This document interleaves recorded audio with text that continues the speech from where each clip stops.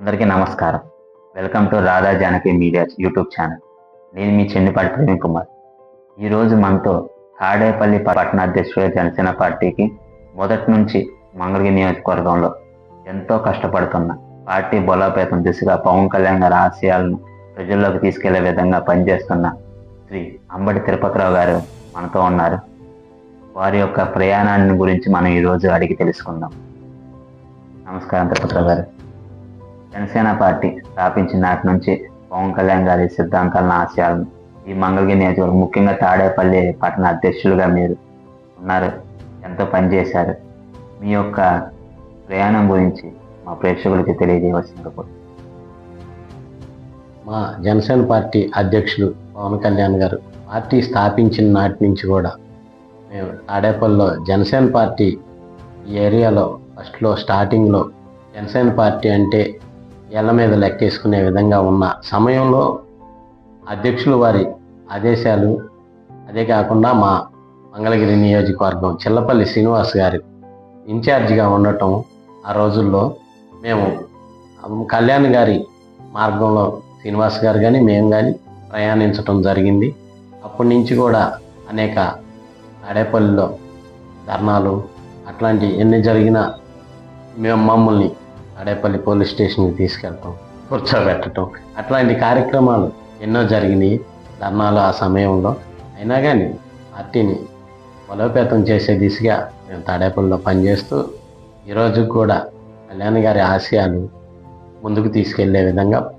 తిరుపతిరావు గారు, గత ప్రభుత్వంలో ఎంతోమంది హేమీలే జనసేన పార్టీ అనేది ఊడిపోయారు. ఇలా అన్న సమయంలో ఎంతోమంది గాడి వదిలేసి పార్టీలు మారిపోయిన సందర్భాలు ఉన్నాయి, అలాంటి వ్యక్తులు ఉన్నారు. గత ప్రభుత్వంలో మీరు ఆర్థిక ఇబ్బందులు ఎన్నో ఎదుర్కొన్నారని విన్నాను. ఏమన్నా గత ప్రభుత్వం మీ మీద ఏమన్నా కక్ష సాధింపులకి ఏమన్నా దిగిందా, లేదా అలాంటి ఏమన్నా పరిస్థితులు ఏమన్నా మీకు ఎదురయ్యాయా? ఎదురైనవి. కాకపోతే ఏంటంటే మేము కళ్యాణ్ గారు ఒక సీటు గెలిచినప్పుడు కూడా మేము చాలా బాధపడ్డాము. పార్టీ మనం కష్టపడుతున్నాం, ప్రజలందరూ కళ్యాణ్ గారు మన కోసం వచ్చారు, ఆయన స్వార్థం లేకుండా వచ్చిన వ్యక్తి, ఆయన కావాలంటే ఎంతో డబ్బు సంపాదించవచ్చు, కానీ ప్రజల కోసం ఆయన పడే తపన చూస్తే మాకు కూడా ఇట్లాంటి నాయకుడు మార్గంలో నడవటం అనేది చాలా కష్టమైన పని. అయినా కష్టాన్ని కూడా సంతోషంగా మలుచుకొని మేము ఆయనతో పాటు ప్రయాణించటం జరుగుతుంది. అయితే ఆ రోజుల్లో స్టేషన్లు కానీ ధర్నాలు జరిగినప్పుడు చాలాసార్లు స్టేషన్ దగ్గర కూర్చోబెట్టడం అట్లా చేశారు. ఆర్థికంగా కూడా మాకు ఇబ్బందులకు గురి చేశారు. ఎన్ని చేసినా పార్టీ గెలిచినా గెలవకపోయినా అదే పార్టీలో కొనసాగుతూ ఈరోజు కూడా మేము జనసేన పార్టీలోనే ఉన్నాము. ఆ రోజు నుంచి కూడా ఈ రోజు వరకు ఆ పార్టీలోనే ఉన్నాము. అలానే ఎంతో మంది నాయకుల్ని డబ్బులు చూపించి కానీ మరి ఇతర చూపించి ప్రలోభాలకి లొంగ చేయాలని ఎంతో ప్రయత్నం చేశారు. అలాంటి ఏమన్నా మీకు అలాంటి ఆఫర్లు కానీ ప్రలోభాలు కానీ ఏమన్నా వచ్చాయి గత ప్రభుత్వం?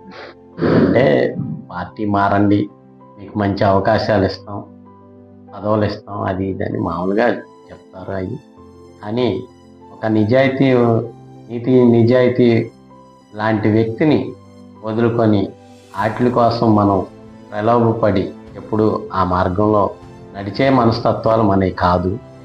కళ్యాణ్ గారు ఏది చెప్పినా ఆయన మార్గం కోసం తాడేపల్లిలో నేను వెళ్ళినప్పుడు ఒక్కడికే వెళ్ళా.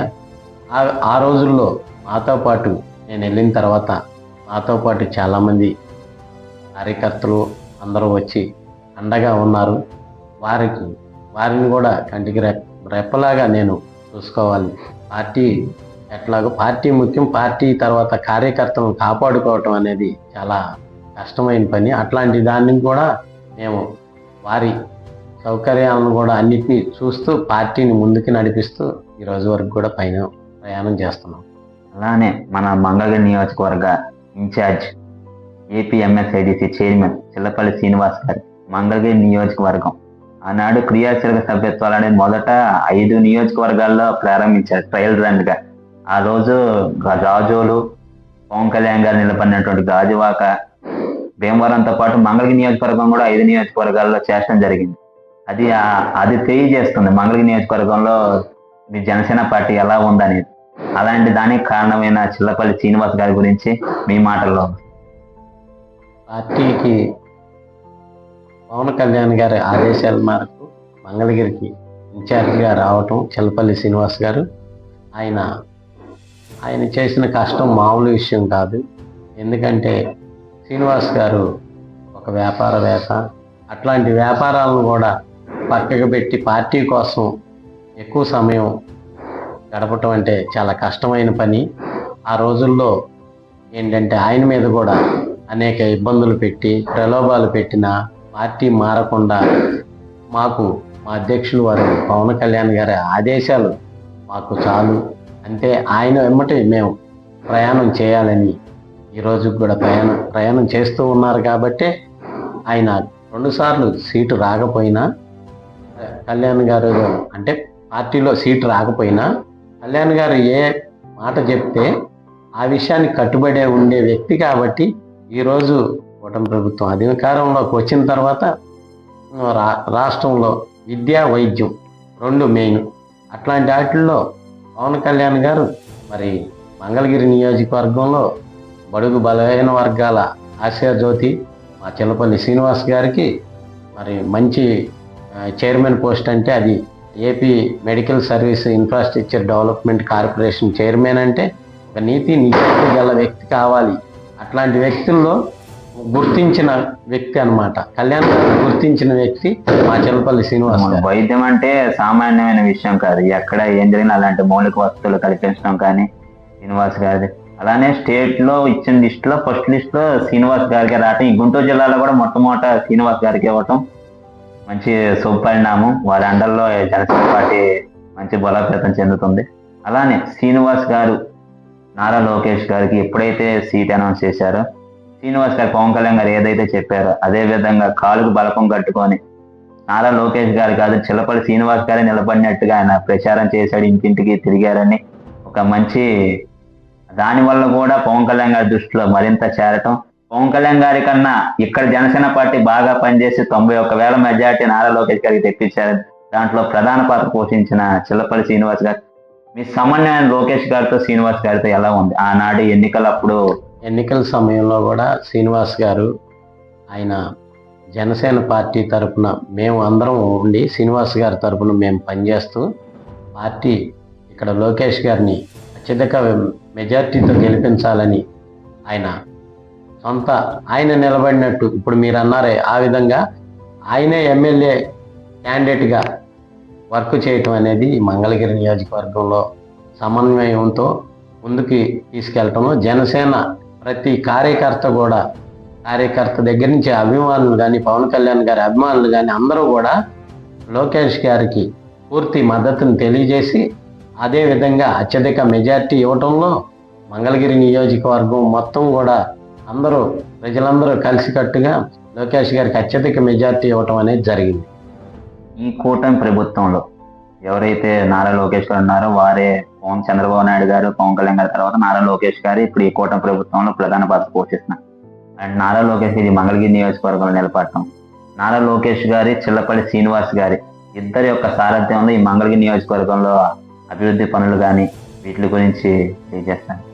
ఈ మంగళగిరి నియోజకవర్గంలో గతంలో మనం 70 సంవత్సరాల చరిత్రలో ఎప్పుడు చూడలేని ఈరోజు చూడగలుగుతున్నామంటే బడుగు బలహీన వర్గాలు ఇక్కడ ఎక్కువగా పేద ప్రజలు ఉన్నారని తెలుసుకొని వాళ్ళందరికీ కూడా ఎన్నో సంవత్సరాలుగా ఎసైన్ ల్యాండ్లు కానీ ఇట్లాగే ఇళ్ల పట్టాలు లేక అనేక ఇబ్బందులు పడుతుంటే విజయవాడ 1.5 కిలోమీటర్ల దూరంలో ఉండి కూడా ఈ సీతానగరం, తాడేపల్లి ఈ ఏరియాల్లో ఇళ్ల పట్టాలు లేక ప్రజలు అనేక ఇబ్బందులు పడుతుంటే లోకేష్ గారు ఈ మధ్య కాలంలోనే ఇళ్ల పట్టాలు శాంక్షన్ చేపించి ప్రజలందరికీ కూడా దఫాల వారీగా వాళ్ళకి ఇళ్ల పట్టాలు అనేది వస్తున్నాయి. మొన్న ఆ మధ్య పెద్ద క్యాంపెయిన్ జరిగింది మంగళగిరిలో. ఆ ఇళ్ల పట్టాలు ఇవ్వటం, ఇళ్ల పట్టాలతో పాటు వాళ్ళకి బట్టలు కూడా ఇవ్వటం అనేది చాలా ముఖ్యమైన విషయం. ఇది ఏంటంటే ఎవరైనా సరే పట్టాలు ఇచ్చి మామూలుగా ఆ పట్టాలు ఇచ్చేసాం వెళ్ళిపోండి. ఆయన దగ్గరుండి చిల్లపల్లి శ్రీనివాస్ గారు లోకేష్ గారు దగ్గరుండి అందరికి ఇళ్ల పట్టాలు అట్లాంటి పొద్దున నుంచి బట్టలతో సాయంత్రం దాకా నిలబడి నిలబడి బట్టలు ఇవ్వటం అనేది ఇట్లాంటి మంచి కార్యక్రమాలు. తాడేపల్లి పట్టణం పరిధిలో ఉన్న మహానాడులో గత సంవత్సరం ఏదైతే కృష్ణానదికి వరదలు రావటం వల్ల ఆ ప్రాంతం అంతా కొంచెం నీట మునగటం గురించి ఆనాడు చిల్లపల్లి శ్రీనివాస్ గారు మీరు ఇద్దరు కలిసి ఆ వరదల్లోనే తిరుగుతూ అక్కడ ఉన్న ప్రజల్ని ఎప్పటికప్పుడు సురక్షిత ప్రాంతాలకు తరలిస్తూ నారా లోకేష్ గారితో ఎప్పటికప్పుడు సమన్వయం చేసుకుంటూ వస్తున్నారు. అలానే అక్కడ రిటైనింగ్ వాల్ అనేది కూడా ఒకటి నారా లోకేష్ గారు ఆనాడు హామీ ఇచ్చున్నారు. దాని ఎంతవరకు వచ్చింది అది? వరదలు వచ్చినప్పుడల్లా కృష్ణా నదిలో ఇల్లు మునగటం అనేది అది ఒక పరిపాటిగా జరుగుతుంది. అయితే ఎలక్షన్లో లోకేష్ గారు ఒక హామీ ఇచ్చారు. ఆ ఏరియాలో రిటైనింగ్ వాల్ అనేది నిర్మించడం జరుగుతుందని. ఆ విధంగానే ఏంటంటే మొన్న ఈ మధ్య 300 కోట్ల రూపాయల వరకు శాంక్షన్ చేయటం కూడా జరిగింది. అయితే మేము చిల్లపల్లి శ్రీనివాస్ గారి ఆదేశాల మేరకు పార్టీ కార్యకర్తలు అందరం ఆ రోజు శ్రీనివాస్ గారు అందరం ఎప్పటికప్పుడు కృష్ణానది పరివాహ ప్రాంతం మొత్తాన్ని పర్యటిస్తూ ప్రజలను ఎప్పటికప్పుడు సురక్షిత ప్రాంతాలకి తరలిస్తూ నైటు అర్ధరాత్రుల్లో అయినా సరే మేము ప్రజలకు సేవ చేయాలనే దృక్పథం మా కళ్యాణ్ గారి ఆశయాల మేరకు కృష్ణానది నీళ్ళల్లో ఎవరిని లోపలికి వెళ్ళనీయకుండా అందరినీ హౌసులన్నీ ఖాళీ చేయించి వాళ్ళందరినీ బయటికి సురక్షిత ప్రాంతాలకు పంపించి వారికి మామూలుగా అల్పాహారాలు కానీ భోజన సౌకర్యాలు కానీ ఇట్లాంటి ప్రభుత్వం తరపు నుంచి కూడా అన్ని కార్యక్రమాలు ఏర్పాటు చేయటం, వారికి ఎటువంటి ఇబ్బంది లేకుండా చూడటం కూడా జరిగింది. గత ప్రభుత్వంలో గత ముఖ్యమంత్రి గారు జగన్మోహన్ రెడ్డి గారు తాడేపల్లి ప్రాంతంలో ఉంటూ అక్కడ నివాస స్థలాలని తీసేశారు అని ఒక వాలంటీర్ ఆనాడు పవన్ కళ్యాణ్ గారి దగ్గరికి కూడా వెళ్ళి వారి యొక్క బాధని విన్నవించుకోవడం జరిగింది. అసలు ఏంటా గొడవ, వారికి ఆ రోజు ఏం జరిగింది అనేది ఒకసారి మీ మాటలు. అనేక సంవత్సరాలుగా అక్కడ నివాసం ఉంటున్న ప్రజలందరినీ కూడా ఖాళీ చేయించాలని అర్ధరాత్రుల్లో జేసీపీ మిషన్లో ఇట్లాంటివి పెట్టి పోలీసు యంత్రాంగాన్ని ఉపయోగించి భయభ్రాంతులను చేస్తున్న సమయంలో మేము మా జిల్లా అధ్యక్షుల దగ్గర నుంచి ముందు మా చిల్లపల్లి శ్రీనివాస్ గారికి చెప్పటం, సార్ ద్వారా జిల్లా అధ్యక్షుల్ని అందరినీ జిల్లా క్యాడర్ మొత్తాన్ని ఈ తాడేపల్లిలోకి దించి భారీ ఎత్తున ఆందోళన చేయడం జరిగింది.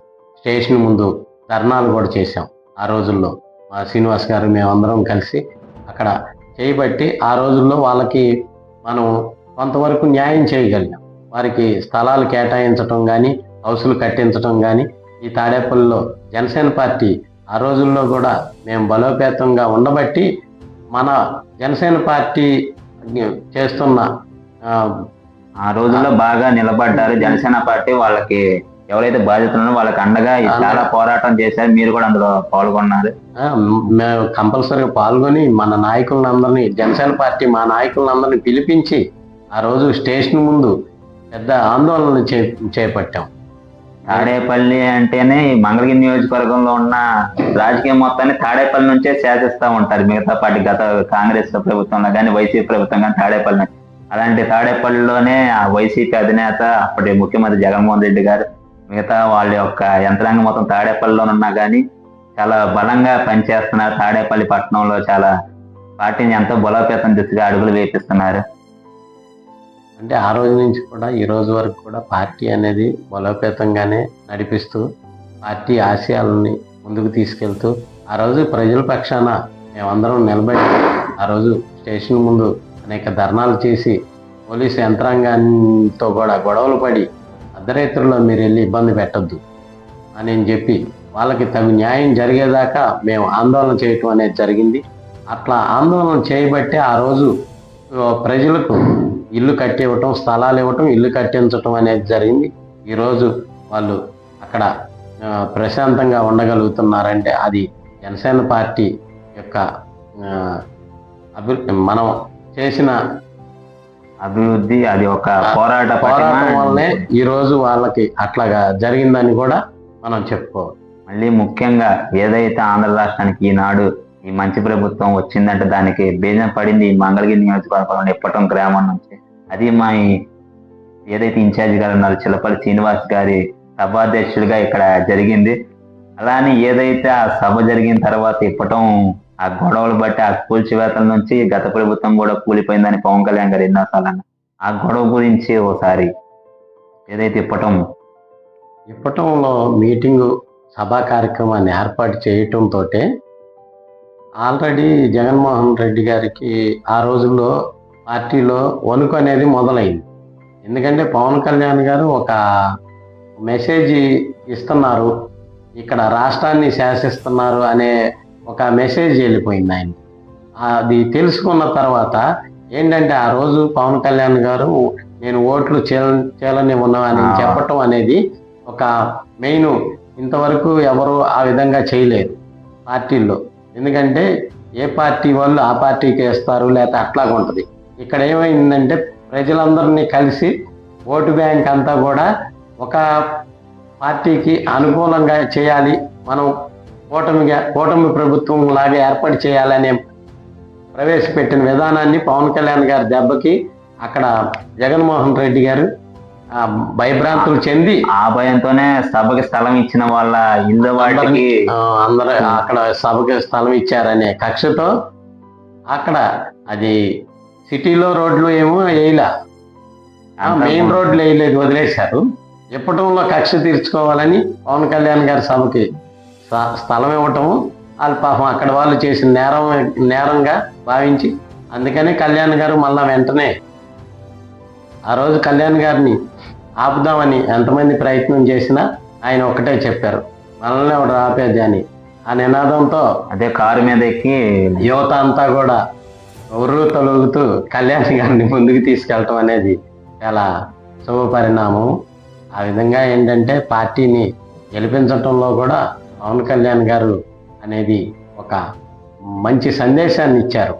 ఈ రాష్ట్రాన్ని అభివృద్ధి పదంలో నడిపించాలంటే కూటమి ప్రభుత్వం ఏర్పడాలని, ఆ విధంగా ఈరోజు కూడా పరిపాలన అనేది ఆ విధంగా చేస్తున్నారు.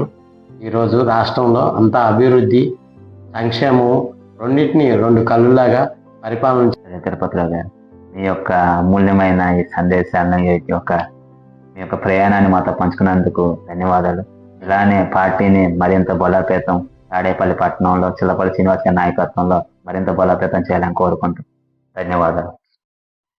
విన్నారు కదండి, మన తాడేపల్లి పట్టణ అధ్యక్షుడు జనసేన పార్టీ అంబడి తిరుపతిరావు గారి యొక్క ప్రయాణం. ఇలాంటి మరెన్నో నాయకుల యొక్క అంతరంగాన్ని, వారి యొక్క ప్రయాణాన్ని మీ వద్దకు చేరవేసేందుకు కృషి చేస్తాను. మా యొక్క రాధా జానకి మీడియా యూట్యూబ్ ఛానల్ని సబ్స్క్రైబ్ చేసుకోండి. మమ్మల్ని ప్రోత్సహించిన తెలియజేసుకుంటూ మీ చెన్నిపాటి ప్రవీణ్ కుమార్.